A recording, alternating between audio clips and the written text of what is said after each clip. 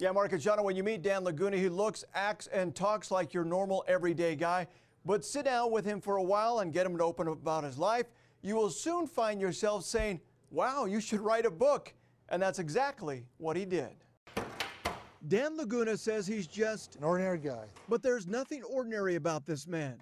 What ordinary man gets shot out of the sky, saves a Polish ambassador from the streets of Baghdad, meets President George Bush, Condoleezza Rice, has a Hollywood movie made after a mission he was a part of in Somalia, they called it Black Hawk Down, survives a fireball crash landing, and sadly loses 5 fellow soldiers, one of them his dear brother and best friend.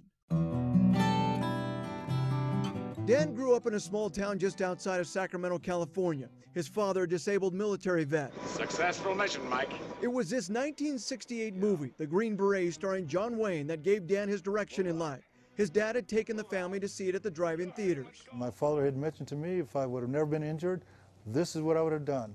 So as a young boy in high school, I just knew I was going to do that. And soon Dan was there, a Special Forces Green Beret.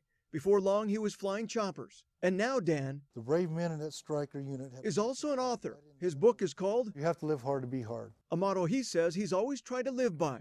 It's inside this book where Dan opens up all the blood on my hands and clothes to some of the most difficult days of his life, including the day he lost his brother Art.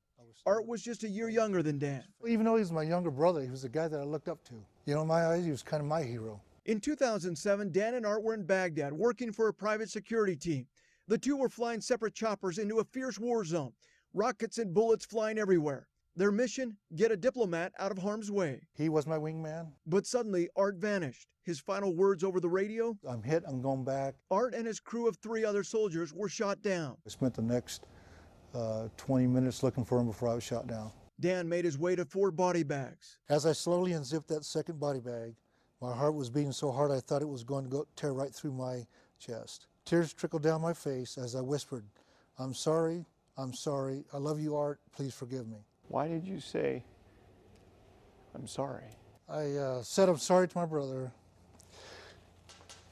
because at that time, you know, I felt it probably should have been me instead of him. He should have been at home.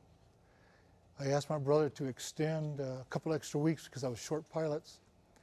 And without hesitation, he said, I'll stay. This is my office. But even after all this, Dan continues to fly. Currently flying for King Abdullah II of Jordan. That's a whole nother story. You heard the old saying, you know, if you fall off a horse, you gotta get back on it. Well, I don't want it to beat me, so I get back in it and continue to do what I do. Dan Laguna says he never intended to write a book about his experiences. He says he kept a journal and wrote many of the experiences down just to give to family members of those who lost their sons.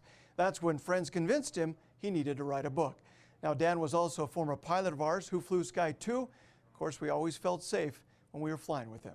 Mark, Shauna, back to you.